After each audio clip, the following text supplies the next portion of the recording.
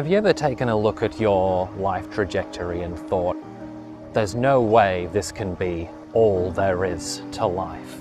Surely there has to be something more than working for the majority of the days of the week, for the majority of our lives. There has to be some other way to live than just wake up, go to work, come home, consume, repeat the next day. There has to be another way. 2 years ago, I found that for myself. I realized that if I took the skill set that I'd built through my career, I used it in a way that allowed me to work on my own terms and built up a stable financial foundation, then I could use the combination of those three things to live and work however I saw fit. I wanted to make this video for two reasons. Firstly, I think it's a really important topic that deserves discussion, but also I want to commit to making more videos, and especially these sorts of long-form ramble videos where they're not overly edited, there's no nonsense, and also they just feel kind of real. I want to make videos that feel like I'm having a conversation. So if that's something that you enjoy, definitely stick around and I'll tell you the story of how I went from working full-time, non-stop, with no end in sight, to retiring from full-time employment at the age of 30. So we'll start at the top and talk about the last job that I had. I was working full-time, as I mentioned, non-stop work. Couldn't really get away from it if I tried. And that work was just wearing me down. There was no way I could bring myself out of that. There was no easy out. The only thing I could do each day, day in and day out, was turn up to work and continue the grind, basically. I was saving at that point about 70 to 75% of my income, and this work was just destroying my soul. It was destroying every shred of enjoyment of life that I had left. And I was thinking to myself, well, I know we're always told to get a job, go to work and start earning some money, but really, what am I working for? What is the reason why I'm doing this? It wasn't the money, obviously, because I didn't need 3/4 of it. And sure, that contributes to some of the things I'll talk about later in the story, but for my immediate life needs, it was doing nothing for me. It was actually not relevant whatsoever. I kept thinking about that question of what am I working for? What is the reason why I'm doing all of this? And I grappled with it for about 2 months of me constantly thinking, what is the point? What's the point of the work? Why am I doing it? And it took me 2 months to realize that I had no answer to the question, that the work that I was doing, while it had its own meaning, I was doing good work and I enjoyed the work that I was doing, the amount that I was working, the intensity at which I was working, meant the whole combination of the job and the work, plus the amount of money that I just didn't need from it, meant that I was operating in this super inefficient level that was just destroying my soul. And I thought to myself, well, if I'm not really working for any real purpose, if I don't have anything going on in my life outside of work, then what am I doing? How could I have let it get this bad? And I think that's the scary thing about work, and about full-time work especially, because you end up in this space where the only thing you're doing or contributing to is your job. And it's scary to think that people go their entire lives working full-time, and that's amazing to commit to something for so long, but at the end of the day, I want to have something that I've contributed to that's mine, I think there's something to be said about being able to have your own thing and work towards your own thing that you own that is yours. And you just don't get that when you're an employee, especially when you're working full-time, because you just don't have enough time to build something on your own. And that was when I realized that something has to change. Something in my life really had to change in order to change my life. I had to fundamentally rewrite everything that I was doing in my life in order to manifest or build the life that I wanted to live. And one of the things that was difficult was coming to terms with the fact that I would have to leave my job. When I was working full-time, the last full-time job I had, I was at a consulting company doing kind of specialized system implementations and things like that.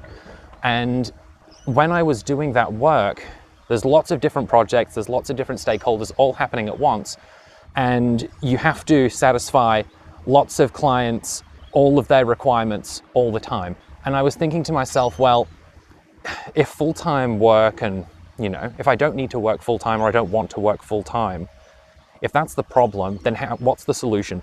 And I was thinking to myself, well, I could work 4 days a week. So let's say we ditch Fridays entirely. I don't work on Fridays, that's the end of that. Well, my clients would book in meetings any day, anytime. So there isn't really a way that I'd be able to get away with that. There's always going to be somebody who's unhappy, there's work that needs to be done on that day. And if an urgent meeting comes up, I have to be there. So taking a full day off just won't work logistically. So then I was thinking to myself, well, what if I worked, say, 6 hours a day? Instead of doing a 40-hour week, I can do a 30-hour week spread across a shorter number of hours in the day. And then I thought that was really dumb. That was dumber than the first idea because I was already working 9 till 7 rather than 9 till 5. So it didn't matter if I was supposed to be working 9 till 3 because I'd still be working the 9 till 5 that I hated anyway. All I would be doing is doing the same amount of work that a full-time person would be doing and deliberately choosing to get paid less. So there was no way for me to physically change the amount of hours that I was working while staying in that job. So the only option I had was to resign from the job. And I did that. And a few months after I resigned, that's a tale for another day, I ended up finishing up. In September of 2003, that was the last time that I worked as a permanent full-time employee. And I retired, let's say, at the age of 30. More recently, I've been doing contract work. I have a client that I work with a few hours a week through my solo consulting business. And this lifestyle's given me a lot more freedom to choose how I work, when I work, who I work with, and what skills I actually use to earn a living. And the freedom that I felt on that first day, the freedom of knowing that I had absolutely nowhere to be, nothing to do for the first time in my life, was very liberating. I couldn't even begin to describe how I felt. Since then, it's been 2 years of that same sort of approach. Sure, I work here and there. I'm not financially independent fully. I do still have to go back to work from time to time, but the vast majority of the time of the year, I don't need to work. I might work 4 months of the year, hold a client, doing a few hours a week on the other times, but overall, I don't need to have a job if I don't really want to. When you have that sort of security of skill set where you can go out to market and charge a very high rate for the work that you do, you can work less. My approach has always been, how do you build the skills to maximize your hourly rate? How do you put yourself in a position where the work you do is of such high impact to someone, somewhere, whether it's a company or a person, but how do you find a way for the work you're doing to have such high an impact that you can charge for a week what some people might make in a month? That was the goal and the mindset that was at the core of how I made this possible. How do you get such incredible skills? Or how do you take the skills that you already have in your job or career and then transition them in such a way that you're able to go out to industry and charge what you like? That approach was what made this all possible for me. And all of these actions and steps that I took, I ended up starting to write about. And I started a blog. And if you're watching this video, you are probably well aware of my blog, scottonfire.com. I've been writing over there for about 2 years now. And over the last couple of years, I have documented this entire philosophy of action, all of the things that I think are really important things to be doing in order to thrive in the modern day. And I think that my life allows me to thrive. I could be completely wrong, but ultimately I can choose when I work, I can choose where I work, I have the ability to command excellent hourly rates of pay, and I have more freedom than almost anyone I know. And to me, that is some degree of success, even if the overall dollar value or my net worth isn't as high as some of the hot shots or high rollers or what have you. For me, it was always about, how do I just get my freedom? And the rest will work itself out. If I really want to go out and spend big, I'll go and get a job. I'll go and work more contracts. Ultimately, it doesn't matter. None of that stuff matters. What matters is, how do you get your freedom as quickly as possible? And how do you use that freedom to build the life you love? And that was what led me to start writing on my blog. That was what led me to start really thinking, what are the steps that I took to do this? It didn't really have a name at first. It was just sort of my philosophy. But as I began documenting it more and more, I found that a name ended up coming about, and that name was The Third Journey. And the reasoning behind why I called it The Third Journey is because I see these three distinct life phases, where the first journey is essentially from the start of our lives up until entering the workforce, and how we go about dealing with the reality of the world. How do we go about interacting and finding our place within it? What steps do we need to take to go from, say, being a child, going through school, perhaps going to university, and then ultimately getting a job? What happens throughout that phase makes up this entire first journey, and that can go on forever. And especially if you end up doing the same things throughout your entire life, you may never leave the first journey, and there's nothing wrong with that. But if you want to build a lifestyle of freedom, there's that extra step that needs to be taken, and it's the step when you ask yourself, is this everything there is to life? Is there more that I can do? Maybe you've been working for a few years, you're comfortable in your position, and you've started saving up. Maybe you've bought a property that you're living in, you're paying down the mortgage, and you're thinking to yourself, what's next? What's the next thing that I can do to set myself up for success? And that's when the first journey ends and you enter the second journey, which is essentially about escape. It's about, how do you get out of the system or what have you? When you're trying to escape, the only thing you can think is, I have to maximize the amount that I'm earning. I have to maximize the grind, the hustle. I need all the skills. I need the salary, the career, the promotions. I need to work the overtime. I need to show that I'm successful. Everything becomes, how do I find a way to escape?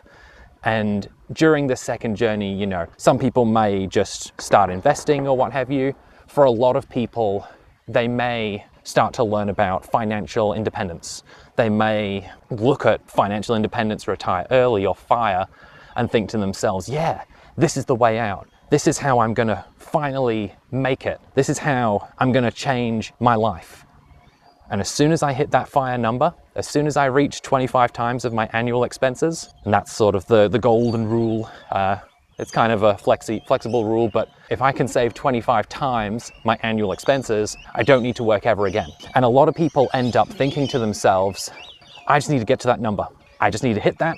And then once I've done that, I can quit my job that I hate, and then I'll live happily ever after. But a lot of people get so caught up in the escape that they forget two things. Firstly, you need to live a life you love the whole way. Otherwise, your soul gets sucked out of your body, and then you just end up a walking zombie, figuratively. But secondly, you don't take the time in real life, you don't spend any time understanding how to build a life you love. And you realize that when you are so focused and committed to the grind, nothing you do actually allows you to figure out what it is you enjoy, what are the things that you actually want to do, what moves the needle in your life. If you stay in this sort of second journey thinking for too long, you do end up just shackling yourself into a life that you can't escape from and that doesn't bring you any fulfillment. You left the first journey to build a life that you wanted to be successful, and you end up trapping yourself in this second journey of life where you're building the investments, you're doing all of the right things, to get ahead or succeed or what have you, but you still end up just as miserable and just as trapped as the people in the first journey. That was when I was thinking to myself, well, the money doesn't matter. The money didn't matter. It was always, how can I change and get myself into a position where I can rule my life?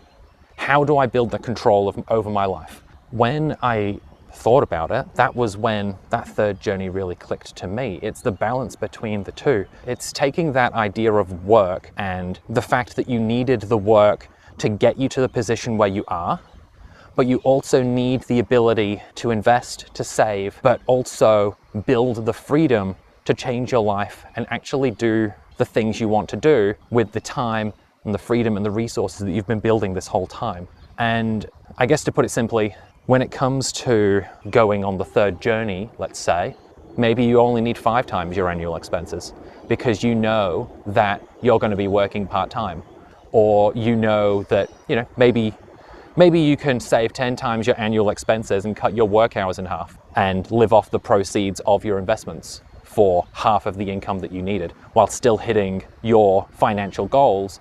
I'll explain some of those concepts in more detail, and I guess around the mechanics of, how you transition down your hours of work, but also keep earning enough to meet your current and future needs, because that is kind of a key part of the third journey as well. It's not just about, blagging off from work and because you don't need to earn that much money and then foregoing all of your future needs. That's definitely not it's definitely not a good idea. It's actually really stupid. But the purpose of the third journey is, how do you build a life that gives you the freedom that you want? You earn enough to meet your current needs and your future needs, which includes your investments for your future. It might even include your financial independence investments.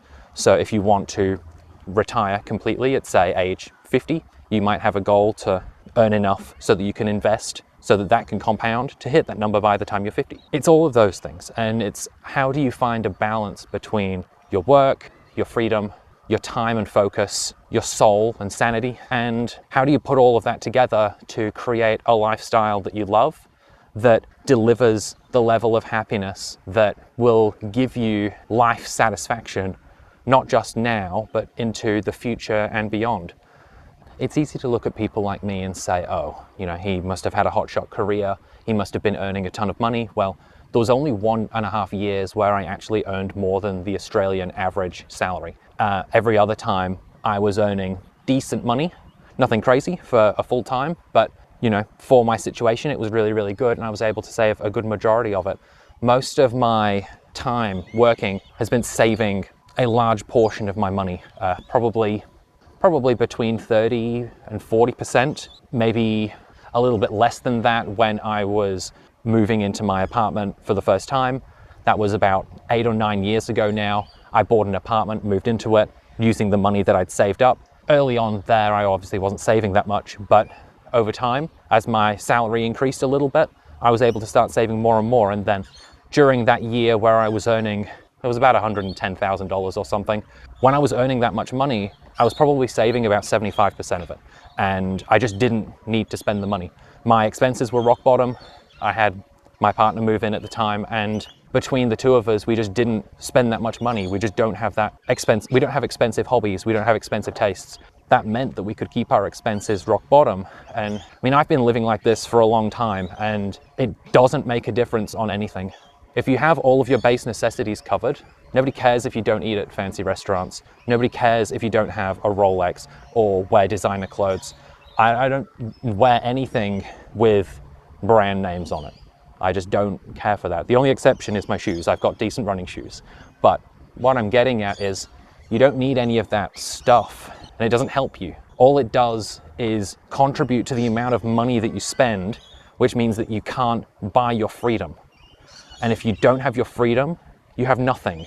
I don't care how much money you have in the bank. If somebody's telling you where you've got to be on Monday morning, you're a slave. Simple as. I'm going back to work soon. I've got a job. So I'm not exactly immune from that, This lifestyle does mean that from time to time you do go back to work, but that's not a big deal. Work, in my mind, is kind of a fundamental aspect of life, but I can interact with it on my own terms. this new job I have, 3 days a week for 6 months.